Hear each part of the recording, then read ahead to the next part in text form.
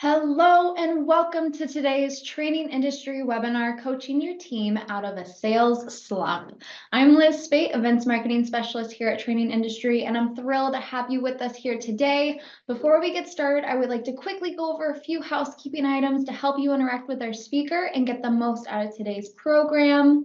Throughout today's event, please feel free to use the chat window to interact with our speaker with any comments. As for those questions, you can submit them in the Q&A section, but as we're going through, more than welcome to submit them in the comment section as well. We will address those questions and comments throughout the event and during our Q&A section at the end. We would also love to hear about what you've learned from today's session on social media, so please follow SRG, a part of SBI, on LinkedIn, and hashtag TI webinars as you share your favorite takeaways with your colleagues. When the webinar ends, you should receive a short evaluation survey. We always welcome your feedback on things like the content, speakers, topics, or anything else you would like to share with us, so be sure to complete that survey after the event. And as always, today's webinar will be recorded and archived on trainingindustry.com, and you will receive a follow-up email from us that will include the link to the on-demand program for you to share with your team. If you've attended one of our programs in the past, thank you so much for joining us. Let us know how we're doing. Scan that QR code below and give us a review on how all things webinars. And if this is your first webinar with us, welcome. At Training Industry, we offer dozens of webinars, subjects ranging from AI, analytics, to onboarding, upskilling, and reskilling. We cover about every topic relevant to leaders of training organizations around the globe. And now to get started, I would love to introduce you to today's speakers. Makela is the managing director at SBI, where he partners with mid-market and enterprise companies to elevate sales team through customized training solutions. With over 30 years of experience, Ray has a deep commitment to implementing sustainable behavior change. Norman Bihar is the managing director at SBI, and he is recognized as a thought leader in the sales training industry and has worked with clients in a wide range of industries, including financial services, healthcare, technology, manufacturing, and distribution. And so with that, I would love to give a warm welcome to Ray and Norman.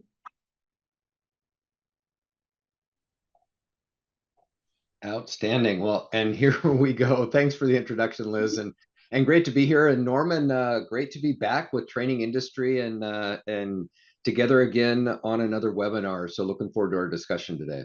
As I am, just a really interesting topic, and really glad so many of you took time out of your day to join us for this conversation. Yeah, absolutely. Well, I'm going to take over the screen share, if that's okay, Liz. And we'll go ahead and pop up our presentation. You should be seeing that now. Perfect. All right. And so, yeah, I appreciate the introduction. I'll just say a little bit about SRG and SBI growth. So for those of you who may have seen us on a webinar in the past or followed us online, Norman and I were partners at Sales Readiness Group. So SRG, we've been on the watch list for Training Industry for a number of years as a top sales training company. And we provide sales and sales management solutions for our clients.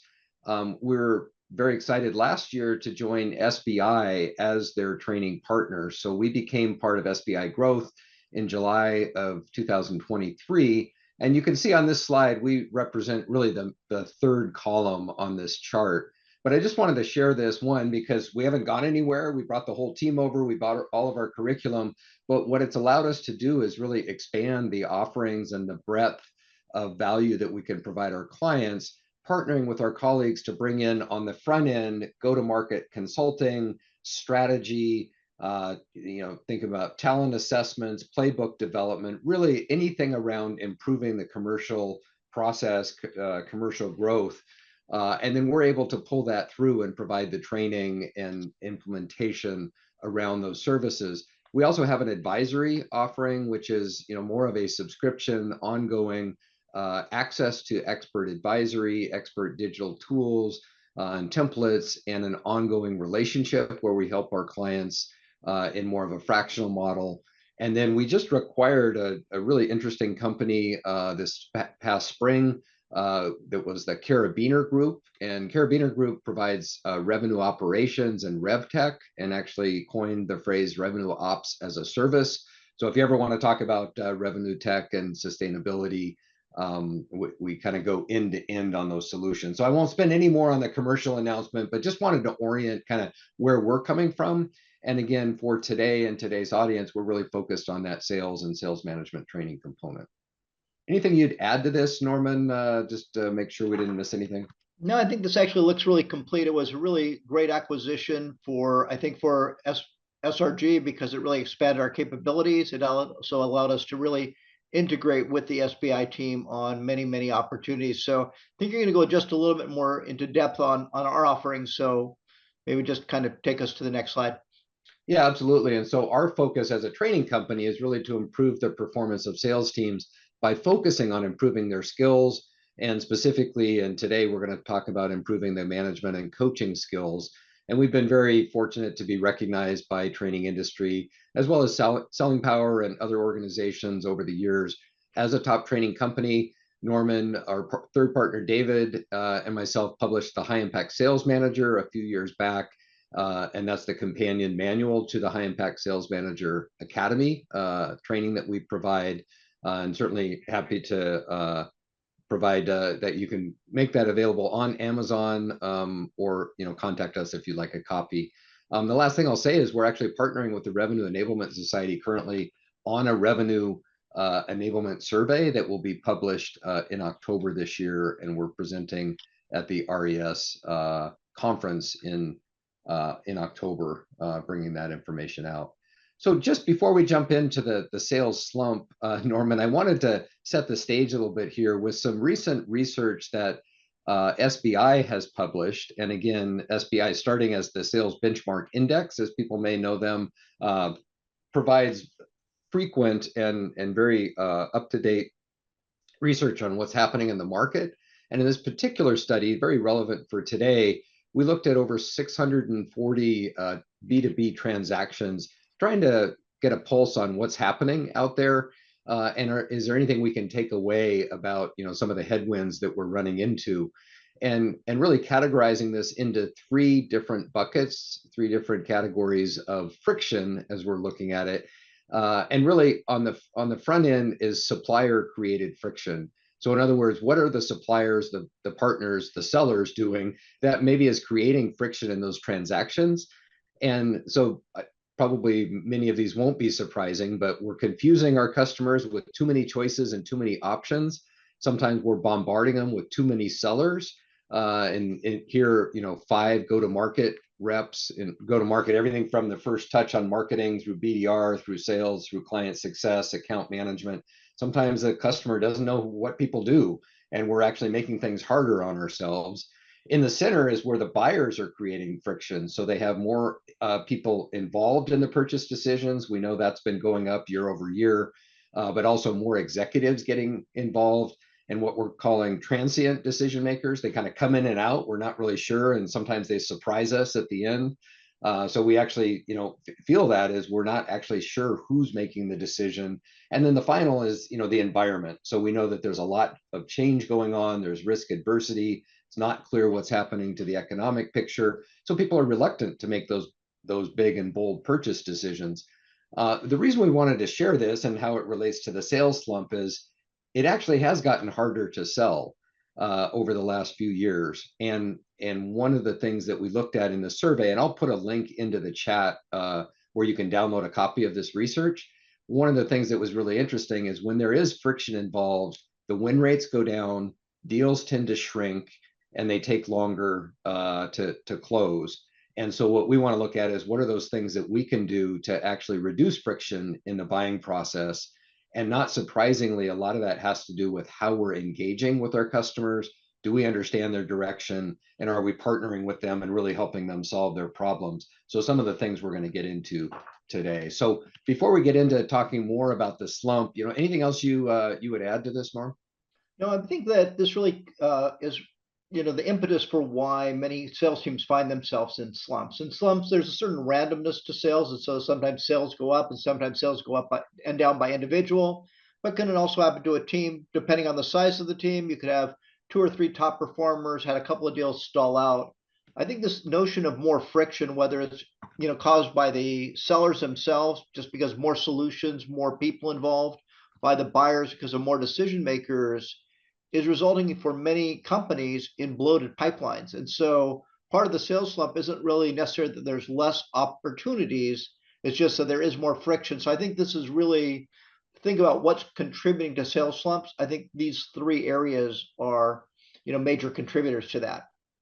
Yeah, and I think, when we think about a slump, and that can be an individual or a whole team slump, and with all of the headways that are in place, I'm sure many people that are either in a sales leadership role, maybe a sales enablement or training role that's supporting the sales team can feel that, right? It's difficult when it feels like we're working harder, we're not making the progress. One of the things we're seeing with clients is they had some good times, maybe coming out of COVID. It felt like we were taking orders, we were growing, we were investing, and then all of a sudden that slowed down and things got harder. And in fact, even this year, we're facing some more of those headwinds. So how do we get past the headwinds, and how do we break out of that slump? So Norm, as we're prepping for this, and I will say full disclosure, I am not a huge baseball historian, but I was fascinated with the stories. I know sometimes sports analogies get overused, but in this case, I think these are very relevant. And also, I know you are a big baseball fan. So maybe you could talk to us about, kind of two slumps of almost historical proportions. So I am a baseball fan, but I won't digress too deeply into sports. But I do think when people think about slumps, they often think about baseball, because when you think about baseball, you've got now, I think it's a 162 game season. So in the case of a 162-day season, or in our case in sales, a 365-day sales year, you're going to have some periods of ups and downs. So one, if we just kind of go back in time a little ways, the 1969 Mets, they were known as the Miracle Mets. They were one of the worst teams, historically, many, many bad seasons. And in 1969, they came back with it just surging from mediocrity. They won the National League pennant, and they went on to win the World Series. But with a little help from ChatGPT, who kind of looked at, oh, well, what was it that they did differently to really come out of it? And I think there was a couple of points that really, I think we can take as sales leaders away from this. So there was strong team chemistry. They didn't stop believing in each other. So there was really good team chemistry. There was really good leadership. So when your team's in a slump, you can really rally that team, pull them together, not just inspirationally, but also through coaching, which is really the single biggest driver. We'll share some research on that as to why coaching is so important, particularly when people are struggling. And there was another example, I'll give just a more recent example. One of my colleagues here at SBI happens to be a just massive St. Louis Cardinals fan. But in 2011, they really came out of nowhere to win. They were, I think, 10 and a half games back, which in baseball feels like forever. 10 and a half games, you have to, pick up that difference. And they went on, they won the wild card. There was some amazing moments. If anyone wants to Google that and just take a look at the YouTube videos. But when you look at what really happened, there was great managerial decisions. So really good management at the time. They relied on some of their veterans. So if you have seasoned sellers, that's a great place to look to.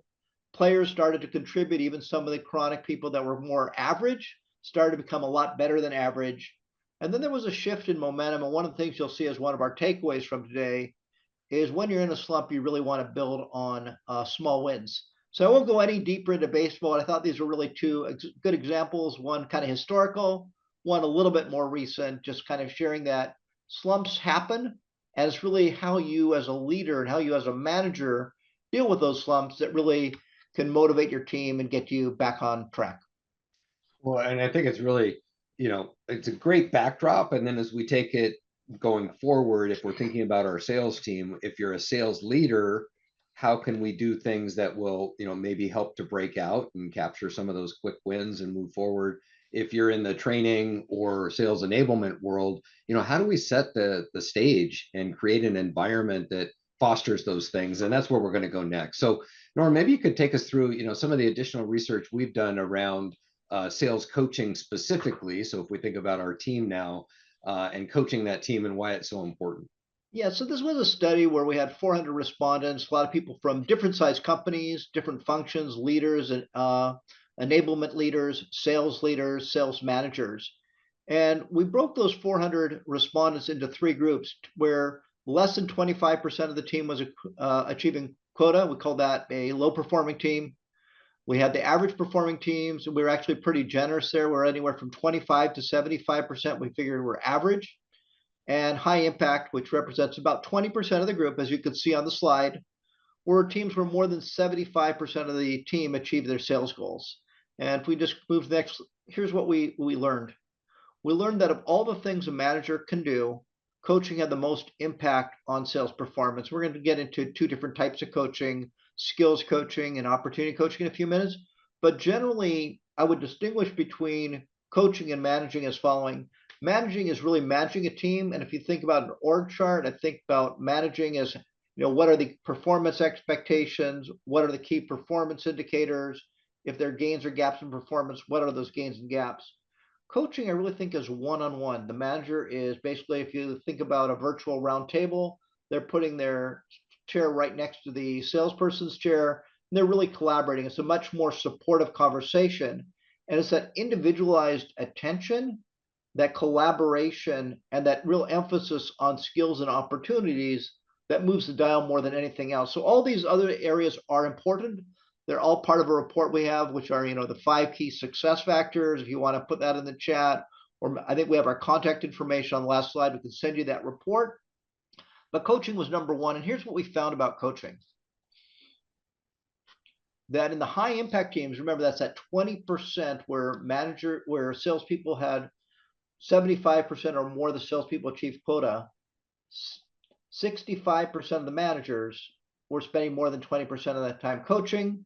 The average teams, that went down to just about half, 51%, and low performing teams. So the key is, as you spend more time coaching, that could be formal coaching, informal coaching, and really working with individuals. If you think about, a 40-hour work week, 20%, roughly 8 hours a week being spent on coaching seems to be like an optimal amount of time. And of course, that could be spread out over the course of the week.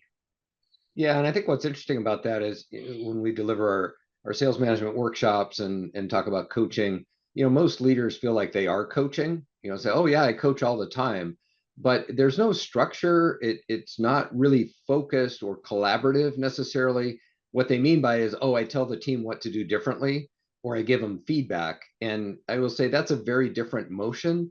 And what we really want to talk about is how do we lean in and make coaching something that they aspire to, something that's valuable, and also that they can share, right? They share the success and the outcome. So I think that's actually a really good indication, is those who coach more tend to outperform the others. And if we can do that to help, coach them out of a slump, so much the better. So we'll just cover one more, kind of background or research slide here, and then we'll get into some of the specifics we can do. So I think this is really important. This just ties directly what you were saying, Ray, about leaning in. Most sales managers are pretty good at opportunity coaching. We'll spend some time. Opportunity coaching is often called deal coaching. Most sales managers came up from the sales ranks. They were pretty good sellers themselves. That's probably why they were promoted. And they can offer really good advice on opportunities. But how you sell is really more important than what you sell. Well, this is some very recent research we've done, which really says the experience you create for the buyer may be as important as your offering. So what this ties to is selling skills. And that's the areas where managers really struggle. They didn't have any formal training as a seller, how to coach other people on how to sell. So whether that's prospecting skills, call planning skills, understanding needs, how do you identify needs, how do you avoid going into sales pitches and really have great sales conversations? Those are the skills that we're talking about that can really enhance the buyer experience. And that's where the power of the coaching really comes in. So I thought this was, really recent research. And, Ray mentioned more people from the sales organization and from from the selling company getting involved. That can create confusion. What we really want to do is really create a great buyer experience. And part of that starts with great selling skills, which directly links to great coaching skills. Yeah, and it's really interesting. And for those of us who've been in and around sales training for a while, it's not surprising, right? That experience you create from the very first meeting, by the research you do, from how well you understand the customer, building that relationship, asking questions that matter, right? That aren't just going to school on that customer, because they already know those answers, asking them obvious things that are factual based, but asking them more about their business and the direction they're headed, that helps to improve that experience. And as we said, instead of creating more friction, which some teams tend to do, what we want to do is create that relationship where it's actually improving the experience. And in fact, in this case, and it's not saying the offering isn't important, but that experience with the buyer and the go-to-market is actually more important in driving those bold decisions or their larger decisions or the ones that are more likely to move forward. And I would add one additional point to that, because you mentioned the importance of doing the research. I wrote a blog post probably about a year ago, but why I thought call planning was the most important skill. And I think it really gets to setting yourself up for success, really understanding what's going on within the customer, what's going on within the industry, what questions and what high value questions can I ask. And I think customers understand when a sales professional is prepared, particularly if you're trying to organize multiple resources within your organization, to really have a great game plan going in and having messaging that resonates. And so I think that really gets to the coaching. And one of the reasons we're seeing friction today is there really isn't a great account plan going into either a new account or to an existing customer. So again, it is about the buyer experience, and we can set that up much earlier than discovery. We can really set that up in mapping the organization and really creating a great call plan. Yeah, absolutely. It's really critical to building that relationship from the very first call. The one thing I'll mention, and we'll move on to some of the actual skill development here, but this is a presentation that we offer as a keynote. In fact, I was just at our friends at Microsoft last week presenting in a boot camp there, and it makes for a great kickoff or kind of rally around, hey, what is changing and what can we do about it? So not to turn it into a commercial, but happy to pick that up if anybody would like to talk about, how we might be able to present or have one of our research team come out and present this research. So let's move forward. I'll take this section and we'll talk about, coaching challenges. So if we believe that coaching is important, then I would expect that most people would nod in and say, yep, yeah, understand it is important. We want to understand what's getting in the way there. And so let's first, ask the question, what is the perception of coaching in your organization? And if you wouldn't mind just going to the chat, we'll make this interactive. I know we have a good group here online, but I'd love to hear from you. Is coaching seen as something that is positive and collaborative?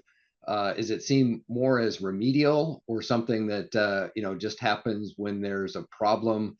And I will share, we had a client who didn't even want to use the term coaching because that's something that happened when people were being coached out or were on a performance plan. I thought that was really sad that's kind of how coaching was perceived. But I'd love to hear from the audience here if you want to chat in. And Norman, you said telling versus coaching. Can you say a little bit more about that while we have others respond? Sure. I think that coaching, you mentioned the client where they didn't even want to use the word coaching because coaching can be seen as something that is being used with underperformers and something where you're basically used for performance management.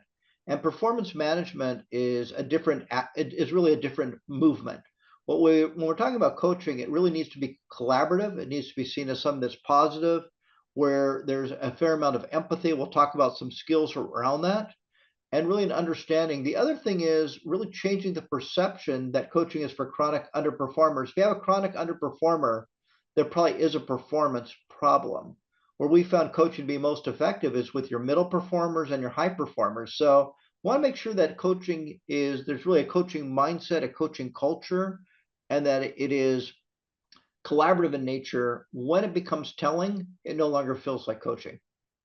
Absolutely. And we're getting some good responses here. And it's interesting because Desi was first to respond. And also I'd say that's kind of the first response we hear in our workshops, which is, it's positive, but there never seems to be enough time. And you're saying we should be spending even more time coaching.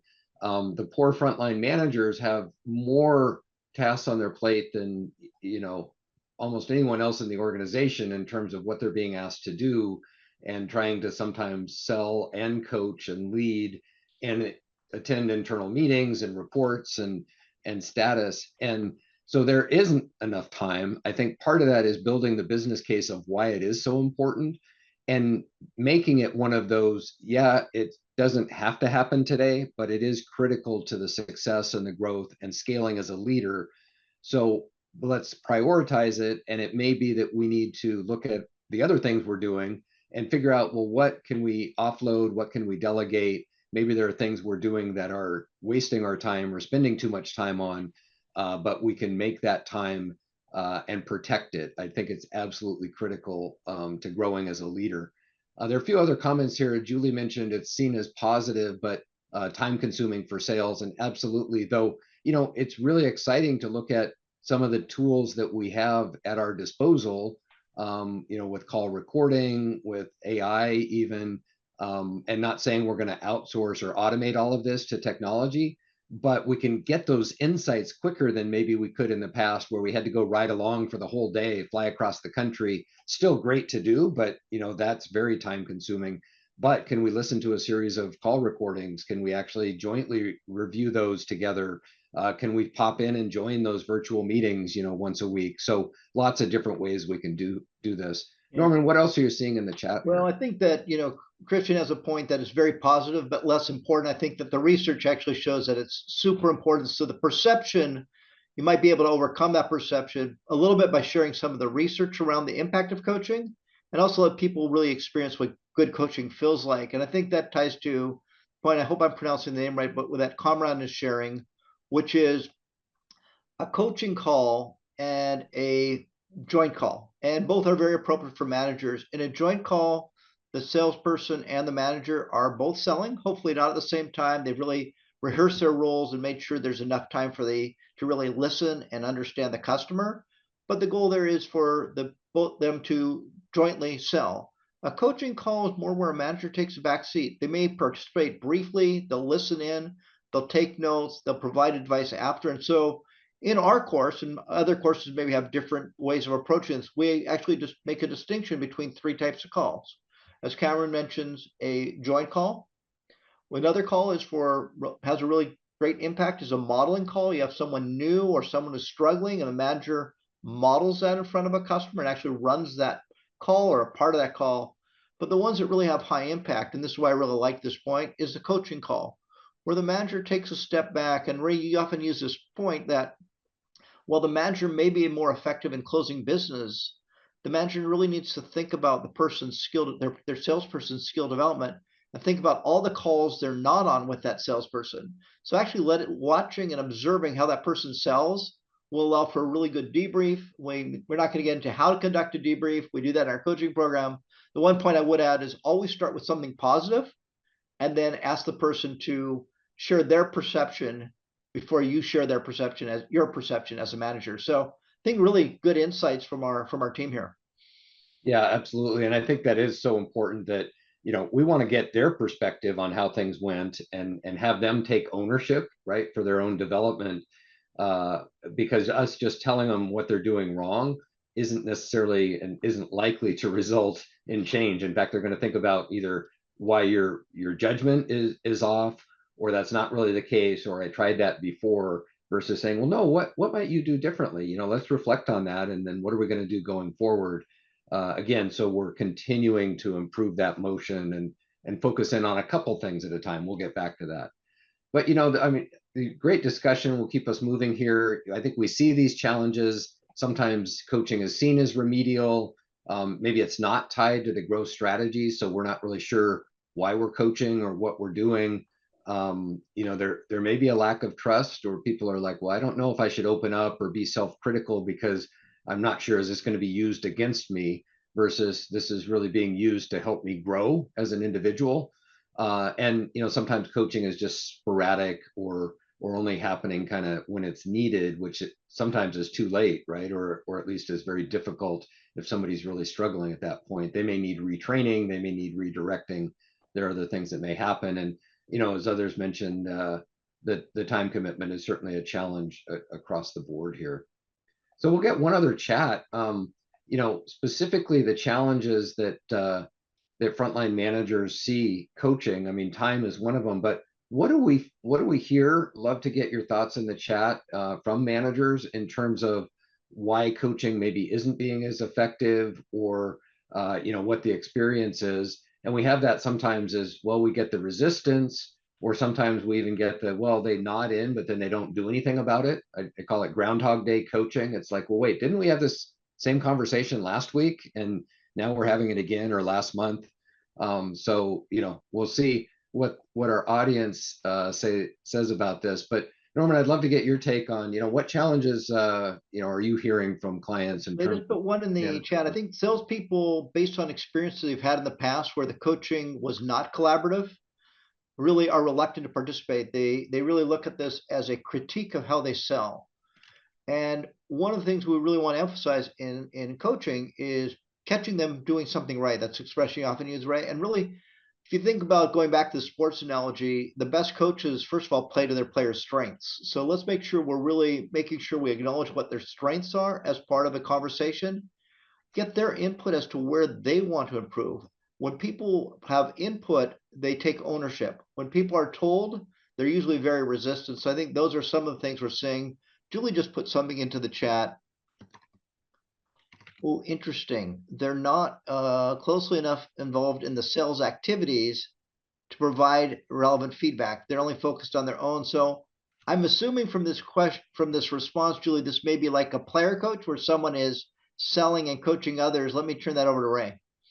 Yeah, I mean, I think that is a challenge if we're not out there, and it used to be called the management by walking around, right? Where it was a, hey, get out onto the shop floor or onto the factory floor and watch your people and really be there with them and see how they're doing. And I think that's the challenge. And yeah, Julie agreed that that's what's happening. And especially that player coach is probably one of the most difficult roles, because you do have your own priorities that you're trying to handle, but still making a conscious effort.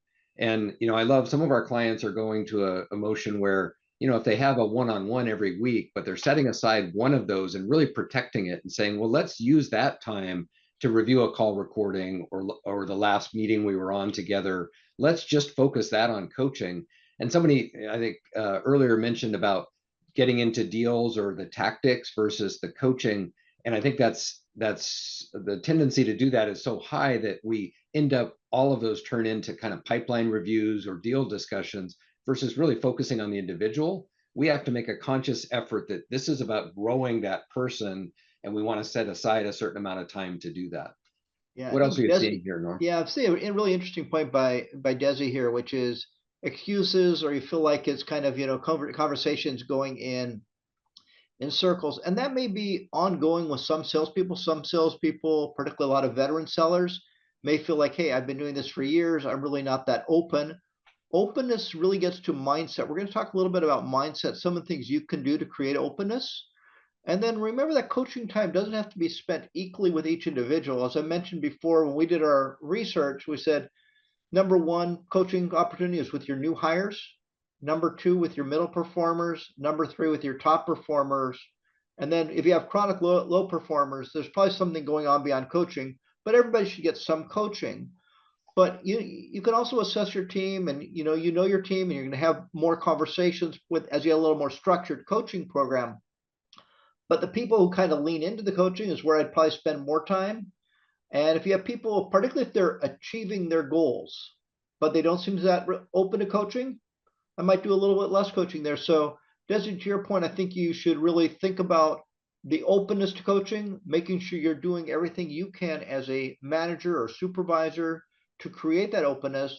Then also remembering you only have so much time, so spend your time where you're going to get the best impact. Yeah, I think that's so critical. We need to really be more strategic typically, think about that as a team across the individuals and what's going to make the biggest difference. And then I think Desi's comment was about, we get the excuses or pushback, or sometimes it goes in circles. It doesn't feel like, maybe we're making that progress. And I think this is where that collaborative component is so important, to come back and say, well, not just, hey, you need to do these three things differently, but let's talk about your development. And we call it the boomerang approach, but putting it back on them. What do you think would help? Because here's the expectation and here's what happened. Now, how can we address that going forward? What would you suggest? And we always go back to the what, so what, now what? What are we observing? What do you think about that? Or let's reflect on that. Now, what are we going to do? And I think that's a great way to turn it back around and have them take ownership of, hey, can we agree maybe we could have done, or you mentioned that you didn't feel prepared, or we could have done some more call planning. Well, what can we do in the future? Great. Why don't I review those call plans beforehand?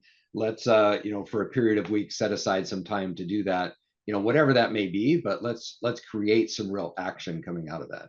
See, one more point. I know we probably should move on, but I just think this point from Christina is really interesting about employees learning differently and having different ways to, what we call differentiated learning. And I think that's really important, that whenever you think about a team, and as Ray mentioned, our line of business within SBI is the sales training business.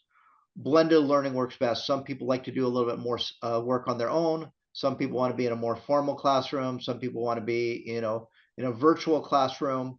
So really blending and tailoring, and you can also tailor your coaching to the way that people are most receptive. Some people may want to kind of get an email first outlining some of the areas you want to discuss, basically get a pre-read. Remember, have some pauses there, not just get straight to the areas for improvement. Some people may want to actually sit down and have a cup of coffee if you're in the same area or happen to be in the same office. Have a virtual cup of coffee. I mean, Ray and I are talking daily. We're sitting down and just having some conversation. So think about what is going to enhance the receptivity, but don't let that get in the way of coaching. Absolutely. And, it's one thing we're seeing, I'd say, in three different areas. And we have some research to support this. Clients actually appreciate meeting the sellers in person. So, there is a move to getting back in person for meetings, maybe not the whole sales cycle, but it does affect our win rates and the advancement of opportunities.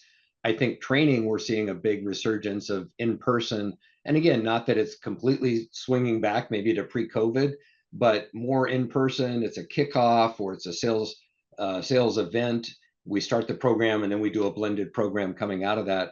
But I'd say for coaching as well, making that time to get together, have that personal connection.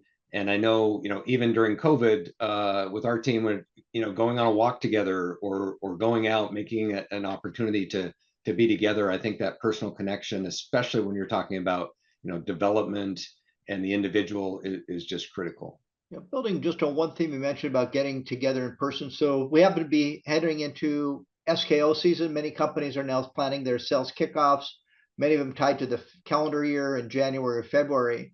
And what we're seeing is a resurgence around this particular topic of coaching at those sales kickoff meetings, because I think these companies realize that the frontline managers have the greatest impact on their sales teams. They're the ones that are connected to sellers. So one of the things we're seeing is a theme of really emphasizing sales coaching and doing that in person, if not a full program, a launch of that at SKO. So I think there is this desire. We're seeing it. I run kind of the delivery end of our training business. We've got more SKOs than we've ever had kind of coming into that season. And sales coaching is one of the major themes associated with that. Yeah, absolutely. I think it's a really interesting opportunity, right, to get behind that. And especially, we started this talking about friction and some of the headwinds. We talked about if the team's in a slump or an individual's in a slump, why coaching is so important and what we can do. And let's talk about, kind of executing on that for a little bit, Norman. So this idea of starting with the mindset and then getting into very specific things we can do as we go forward. So you mentioned earlier about different types of coaching, but do you want to talk about that in terms of how we define it for the purpose of helping the managers become better think coaches? of opportunity as often called deal coaching or pipeline review. So it's really about looking at the pipeline. I think one of the key areas when you look at the pipeline is number of days in stage. We're seeing a lot of bloated pipelines. Don't know if that resonates with many of you out there, where things have been in days in stage way longer than they should be. That's kind of the friction we're seeing. That also could be contributing to the slump.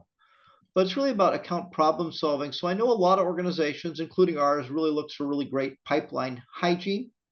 And so that's important, but also using your skills as a manager to actually unstick deals, requalifying deals. What are the points of friction? How do we address those points of friction? And that can be done in person or over the phone or over, some kind of Zoom or Teams meeting. But opportunity coaching is ongoing. Generally like to see a cadence of at least once a week with each salesperson, just going through their pipeline, and asking the salesperson to walk you through the pipeline, not taking them through their pipeline. So again, we want to really create the ownership. It's their pipeline, and in the aggregate, all their pipelines roll up to, the sales team. The one that I think that managers struggle with a little bit more and really isn't built in is skills coaching, which is helping salespeople really improve. Some people are struggling with prospecting. There never seems to be enough marketing leads. Traditional prospecting methods on their own aren't effective enough. We've launched a whole new program on modern prospecting that builds in a ton of the social aspects associated with prospecting. I think someone put up in the chat, I didn't read the full chat, about AI, but ways to really help salespeople, whether it's better job of call planning, better job of creating better sales conversations so that we're asking questions. It feels like a conversation, not an interrogation of the customer. Solution alignment, probably the most important part, making sure that you've listened carefully, understand the problem, align the solution. And this is something that's much more formal, generally planned out quarterly visits, weekly or monthly visits. Those could be team calls or Zoom calls as well. And to the point, I think it was Carmen that made in the chat earlier, what's really focused on coaching, observation followed by debrief. So skills coaching is a little bit more formal. It has a cadence associated with it. It also has tools, and we'll share at least one of those tools with you in just a minute. Yep. But the overall impact of coaching is really covered on the right-hand side of the slide. You get leverage by coaching. So if the average sales manager has 5 to 7 direct reports, we like to say they can get a 5 to 7x return on their coaching investment. The number one thing you can do as a manager is really empower your team, and as skills improve, the results will improve. The benefit of sales coaching is how many, maybe just a show of hands, I don't know if we can do a show of hands here or not. How many of you see yourself as a chief problem solver? So if you see yourself as a chief problem solver, one of the benefits of coaching is that you can really get people to start solving their own problems, whether that's how they unstick a deal that's stuck in their pipeline or some of the other areas that they may come to you as a manager. So I think it's very tempting for a salesperson to go to their manager and say, what should I do next? And I think the right question is, I have some thoughts on that, so I'd love to share those with you. But if I wasn't here, what would you do? They may already know the right answer, so we want to empower them and kind of get out of being the chief problem solver. And if you are chief problem solver, think for yourself, how do I move away from being chief problem solver to chief empowerer? And that's really the leverage of coaching. Absolutely. And yeah, I think it's really interesting when we talk about managers don't have enough time. And often it is because they're doing their reps' job for them, right? We've unfortunately trained our reps that we're going to ride to the rescue. We're going to jump in and take over. We're going to take care of that, touchy client issue that comes up, versus working with them to say, hey, let's use this as a learning opportunity. We'll work together on it. But coming out of this, now I want you to be able to resolve it. Or, if it's a negotiation issue, let's do some additional training and skill development. So I think that's going to be really fascinating. Julie had the comment about AI, and I will say that could be and is the topic of a whole nother discussion, especially related to coaching. But I think it creates an opportunity today. We don't need a whole new platform. We don't need to do, automate everything, but it can provide us insights that can help us coach better. And so I think as we build our coaching plan and think about those skills we want to coach on, even something as simple as taking a call transcript, if we're recording our calls, most of them now create, pretty detailed transcripts, and having ChatGPT or Copilot analyze that and just say, hey, can you find some coachable areas for me?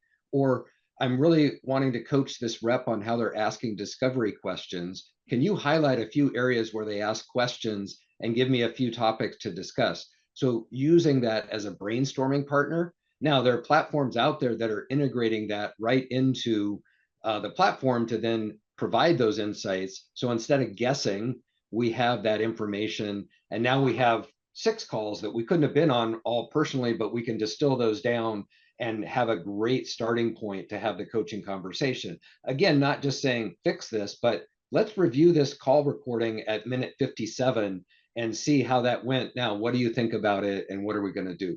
So again, good discussion going forward. Thanks for the thumbs up, Julie, but I want to keep us moving, but a great topic for further discussion. One point I would add to that is, as you're going through that call recording, if you want to create that real receptivity to the coaching, not only look for the areas of improvement as you analyze, but also look for the strengths and start with the strengths. You want to make sure that you're keeping the conversation positive. And that really gets to the next point, which is a coaching culture. And so many organizations have a culture of accountability. People are responsible for results, but they really don't have a coaching culture in particular. So I want to share with you the 3 A's framework and just kind of how you create a coaching culture and mindset. So when you have a conversation, the telling is very expedient, and we want to be direct, we want to be authentic, but we always want to get the salesperson's perspective first. So we do exercises around this, both in our sales training when you're having a discussion with a customer, and also when you're talking to a sales professional. Ask questions. We learn a lot by asking questions. That's how we learn about a customer's needs. Ask your salespeople questions. Actively listen. Make sure you really understand. There's something you don't understand, you want to learn more about. Hey, Ray, that's really interesting. Can you share with me a little bit more about that? You probably have history with everyone on your team. Hopefully, a lot of that history is good. Maybe some of that history isn't so good. When you get into a coaching conversation, always assume the best of intentions. So if you ask first, you actively listen, and you assume the best intentions, you're going to be able to create that level of empathy I was talking about earlier. You're going to have a better understanding of their perspective. When you think about a skill like prospecting, you might think about it as actually how they're doing the prospecting. They might think about how much time they're spending prospecting. So we find there's often disconnects between the salesperson and the sales manager. And that's why the active listening and the extra questions. So we want to really focus on creating a culture, receptivity. This is best done one-on-one. And as Ray said, there's a cadence. We might do this once a month. But as you're having conversations, and I'll just as an aside say, I believe this is a great opportunity, not just in a business framework, but also in personal relationships. We all get so busy, we just want to kind of say, what's the task? But we're actually going to create more time by taking the time to really understand and really focus on what's important. Yeah, that's great. And I think this is, I kind of call it the Swiss Army knife, right, of coaching, because it's something that can be used in so many different areas when we're having those conversations and moving forward. So, let's cover the kind of final area here. I do want to provide some more time for questions at the end. So, but can you talk about the skills profile? And, again, this is a very specific tool that can be used in that coaching. So this is a tool that's embedded in our sales training and our sales coaching program. Particularly this version of it is for the sales coaching, but it's an opportunity for a self-assessment by the salesperson and an assessment by the manager. And on each one of these skills, and to make sure people have a kind of common understanding of the skill, we have 3 behavior statements. So if we say call planning example, it says describe the buyer's business, can list the most probable priorities, call objectives, so we understand. And the salesperson will complete how good they think they are at it and how motivated they are to do it. Quite often we see that the motivation doesn't match the proficiency. So someone may be good at prospecting, but they're really not very excited about it. Bottom line is a salesperson can complete the profile. Independently, the manager reviews the profile. The manager compares the two. We have a little bit of a mapping tool. Then they can see where they have points of agreement, maybe points that they want to have more conversation around, and maybe most importantly, develop a very focused coaching plan. And we talk about kind of skills. The purpose of coaching is to help improve how your salespeople sell from a skills standpoint. 1 to 3 areas per quarter is plenty. And so the problem with saying, hey, we have to get better at all these at once, it would be like if I went to a golf lesson and they told me 8 ways to improve my swing, and I tried to do all 8 at once, my swing would actually probably get worse. So the idea here is to really get the salesperson's perspective, provide your own perspective, match them up, prepare for a conversation, and then really focus. So whether you're using this version of the tool and you're using our programs, you're using some kind of home brew or other type of tool, the key is to really target and focus the coaching. And Ray, maybe you could just share how that fits a little bit into a larger perspective. Yeah, absolutely. That is a foundation, I think, of starting that conversation. This can be tailored, obviously, to the sales process, specific behaviors and skills, and then it creates a different type of conversation than, again, just giving them 8 things that came out of the call report, right, that they're supposed to fix or do differently. Where we cover that, and just wanted to share, kind of how all of this comes together when we look at coaching development and helping improve the coaching skills of managers. And this is a day-long or a 3-week virtual blended program that we provide, where it really is, understanding what the role of the coach is, how it's different and what those challenges are, talking a little bit about the coaching mindset that we touched on today, leveraging those 3 A's and getting opportunity to practice with asking those what, so what, now what type questions and how those come into play, understanding when to coach. So using that skills profile to create coaching actions, and understanding that sometimes coaching isn't the right intervention. We need to do some other things, resetting expectations first. We need to provide additional remedial training, perhaps. So there are other things that we may want to do in addition to coaching, having those coaching conversations. And then finally, how do we actually execute coaching in a positive, collaborative conversation? And how do we do that to build those reps up and address those coachable skills? So that's kind of the overview of the program that we provide that pulls this together. Do you want to add to that, Norm? Yeah, I do, because there's a lot on the slide, and we're certainly happy to send you a syllabus for the program. But I think the reason a lot of coaching initiatives sometimes fail is they're really focused on the how to coach. And there's nothing wrong with how to coach. It's probably half of what we cover. But I think what we're trying to emphasize, and if you have a coaching initiative that has failed, or you're worried that a coaching initiative might fail in your organization, is because it's not just about the how. The how is really important, but it's the why and the what. So what we're trying to share with you is you could kind of create that culture and mindset. That's the why. The skills assessment, that's the what. And then we didn't have time for, in a discussion today, the how. So you just kind of take away from the slide, it's why am I coaching? What am I coaching on? And then the how. And I think sometimes people go straight to the how, and that sounds like telling because they didn't get to the why and the what. That's great. Well, again, we're coming up on the top of the hour. I'll just kind of take us home, going all the way back to your Mets and your Cardinals here, and thinking about, if the team's in a slump, what are some of the things that we can do? And as I think you highlighted there, and there's just so much history, but around what is the mindset that gets them out of that slump? Can we build on those small wins, as you mentioned? Do they have a belief, a feeling that they can do it? And I think this is so important with the sales team, is understanding what things they can control. And they can't affect the environment, they can't affect or change the product overnight, but what they can do is change how they show up to every sales call, and those skills that they put into place. So things like prospecting and call planning, and how they're having those sales conversations, and the listening skills that the sellers are using, right?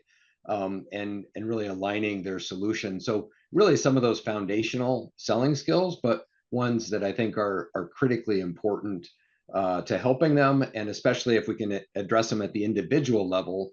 This isn't something you can address at in the aggregate and just think you can fix the whole team at once, but we need to break it down, like using that skill profile to understand what skills for that individual can we work on with them that are going to make an outcome. And if we do that across the team, we're going to get to the right outcome, right, which is helping to improve their performance. So with that, I think we'll open it up for questions. I am providing our contact information here. If you'd like to reach out or connect on LinkedIn or follow up. I know there were some questions about the description of the webinar and leveraging AI. We're happy to follow up in more detail going forward on those topics, as well as provide any of the research that was referenced here.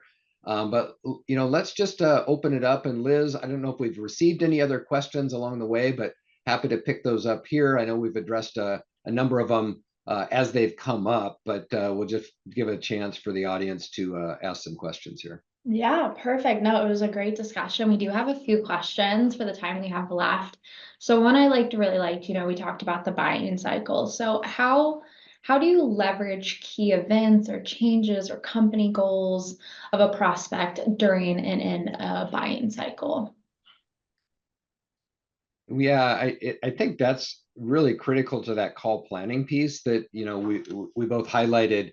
Doing enough research so that we understand their direction, understand their strategy. We're not just showing up with our product and, if we have the hammer, looking for the nail, but we're really looking at how can we partner with that customer for the long haul. And again, this is a great use of AI. If our teams aren't using it in their planning process, even to just say, hey, help me understand how this company makes money, what direction are they headed, help me understand their industry. We use something called a pest analysis, people may be familiar with, but what is the political, the economic, the social, the technological impacts going on within this customer and their industry? If we do that just in a discussion, 5 or 10 minutes, we learn so much more about where that customer is versus having to show up and say, hey, tell me what keeps you up at night. And I think we've all heard those questions and we're kind of tired of that interrogation. So anyway, that's one of the things I'd say to, help them be more informed either before they even reach out, incorporating that into the prospecting message, or prior to that first call, making sure that we're leveraging AI and tools to be more informed. Particularly, I think you could look at, I think exactly spot on what Ray is saying. I think you look at what are some of the major industry trends, a great opportunity to use AI to just understand industry trends. And then specifically, you can identify business priorities, particularly in publicly traded companies. They're sharing their priorities. And especially if you're selling complex solutions or selling to the C-suite, the more you can link your offering to their business priorities, not just a tactical solution, but something that's strategic and aligns with their business priorities, that would be a really good use of AI and also call planning for really good solution alignment. Perfect. We did have one more question before our time is unfortunately over. And I really like this question. It was, do you have any recommendations for multi-channel strategies for outreach?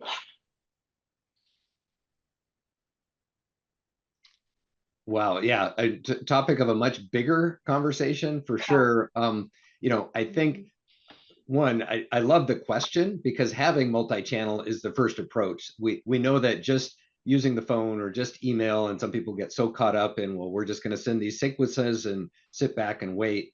I think that's the first answer is it needs to be multi-channel. We need to think about social. We need to think about connecting with the individual and warming them up. We need to think about leveraging video, which we talk about in our modern prospecting program, so that we're touching them from a number of different directions. And then obviously, if we have a referral, we're leveraging that, we're leveraging our network. So I think that's the critical aspect is just thinking about where do our customers live, so to speak, and what's their buying journey? How do they buy? Where do they go to learn about that information? And then let's meet them where they are. So let's make sure we're dripping that information out. We're nurturing them. We're getting in front of them as often as we can, and leveraging those additional channels. Norman, anything you'd add to that? Yeah, I think, well, certainly multi-channel is really important today, and how you use each channel. There's some subtle differences between the way you'd use a voicemail, a live call, an email, a social post, and even a video. And those are all areas we cover in our modern prospecting program. But I think in addition to that, the message is really important. That ties to the prior question. Having something that's tailored, that is actually tied to a trigger within that organization or business impact, that is custom crafted for that particular client, and then reaching that client with that theme in multiple different ways is really important. So I'd say it's not just a matter of being multi-channel. That's really important, but also what is the message that you're trying to convey and what is the response you're looking for. So really thinking through the messaging as well as the multi-channel part. Perfect. So I know that question stumped y'all a little bit, but beautiful. We are out of time and out of questions. So before we say our goodbyes, is there anything else you would like to leave with the audience today?